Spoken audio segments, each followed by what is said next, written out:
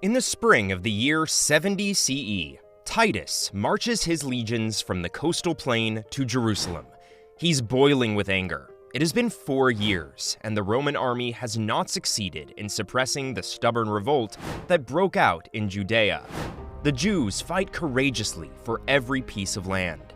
Even the esteemed commander Vespasian, Titus's father, could not defeat them. Now, after his father's appointment to emperor, it's Titus's turn to manage the campaign. He commands the most powerful war machine in the world. Tens of thousands of trained legionnaires equipped with advanced weapons, sophisticated breaching tools, and lethal artillery. Don't forget to subscribe to Ancient History for fascinating insights into the mysteries of the ancient world and captivating historical narratives. Against the mighty Roman army stands a small force of fighters who will fight for their freedom until their last drop of blood. The final battle of the Great Revolt against Rome begins.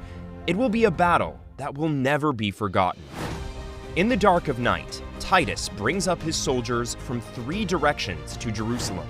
As dawn breaks on the 14th of Nisan, the eve of Passover, the residents of Jerusalem awaken to a sight that makes their blood run cold.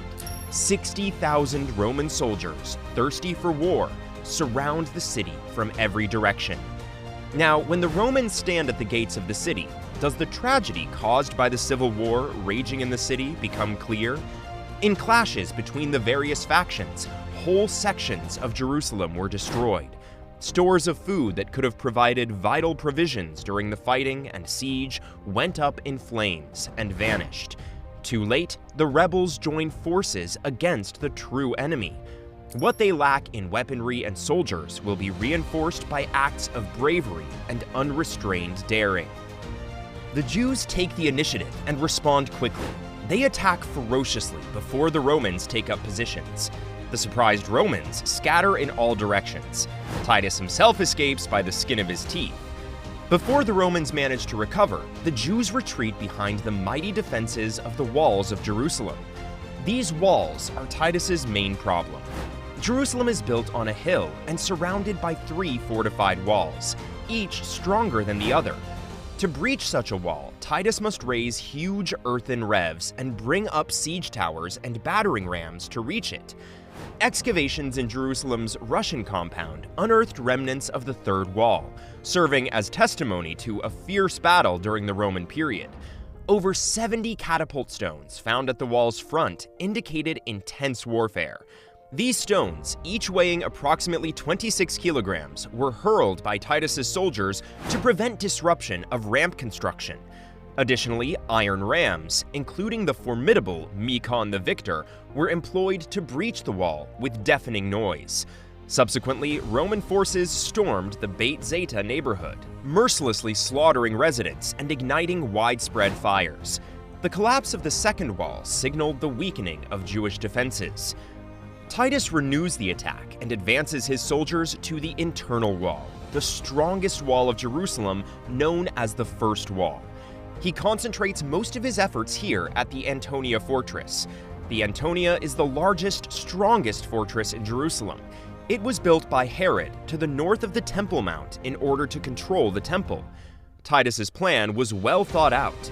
The moment the Antonia falls, the temple will fall. And when the temple falls, the Jews will lose all hope, and Jerusalem will finally fall into his hands.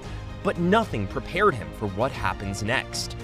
In a daring action, the soldiers of John of Giscala succeed in digging a tunnel under the earth and rev opposite the Antonia, setting fire to its foundations and toppling it together with the soldiers to the ground.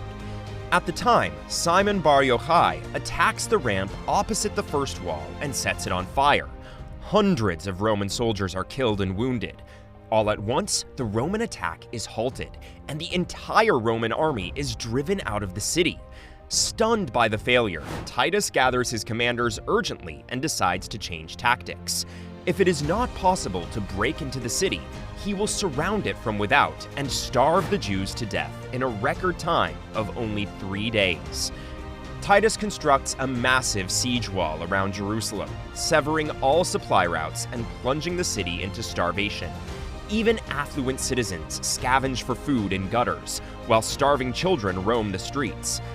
Tension escalates as food scarcity grips the populace, leading to secret eating and desperate attempts to flee.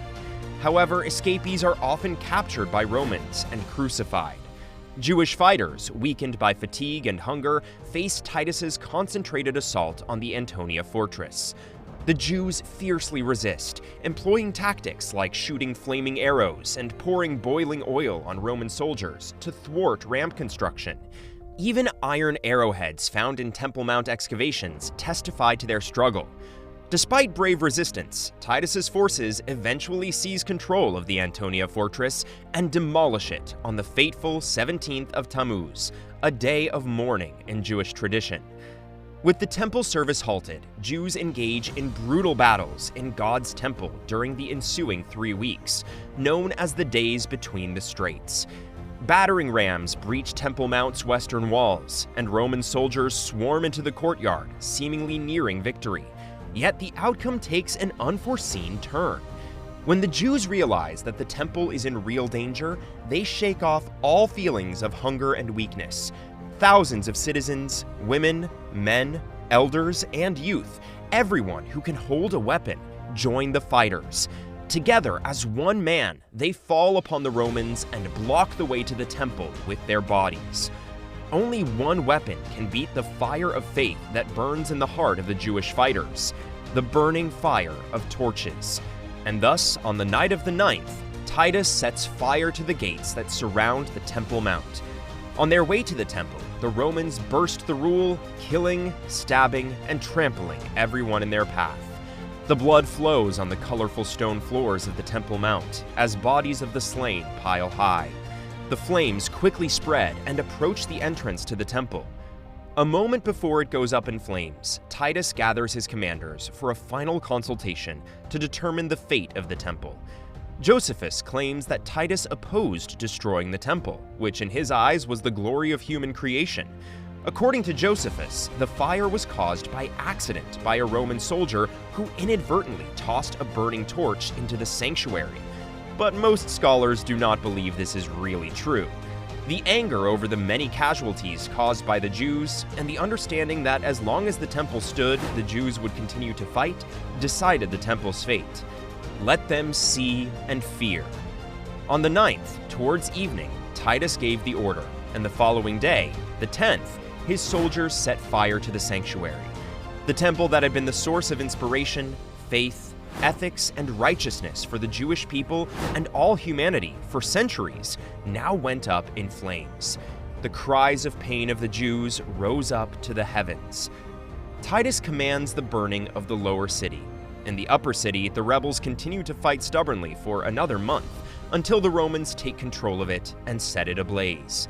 The charred remains of fire and destruction, discovered by Professor Nathaniel of God in what was once an opulent neighborhood, tell the story of the complete destruction of Jerusalem. Amidst the ruins of Jerusalem lies a haunting reminder of its final hours: a severed arm of a young woman, a spear by her side, suggesting her futile attempt to seek refuge in the rebels' underground drainage channel. Within this dark and fearful tunnel, the last of Jerusalem's residents hid 2,000 years ago. Tragically, their sanctuary was breached by Roman soldiers, leading to a massacre. Among the grim discoveries were a Roman sword and remnants of daily life, including cooking pots, clay lamps, and coins inscribed with the poignant words, "For Zion, freedom." For these Jews, death in the tunnel may have seemed preferable to the fate awaiting captives taken by the Romans, lifelong slavery or gruesome death in the arena. Meanwhile, in Rome, the spoils of war from Jerusalem, including the golden menorah and holy vessels of the temple, are paraded through the streets as symbols of victory. As Rome celebrates its conquest with grandeur and commemorative coins, Jerusalem is left to mourn beneath layers of ash and destruction. After 5 years of relentless struggle against the mighty Roman Empire, the Second Temple lies in ruins, marking the tragic end of an era. That's all for this video. We will be back soon with another informative video. Don't forget to like and share this video. To keep exploring ancient history together, make sure to hit that subscribe button. Until next time!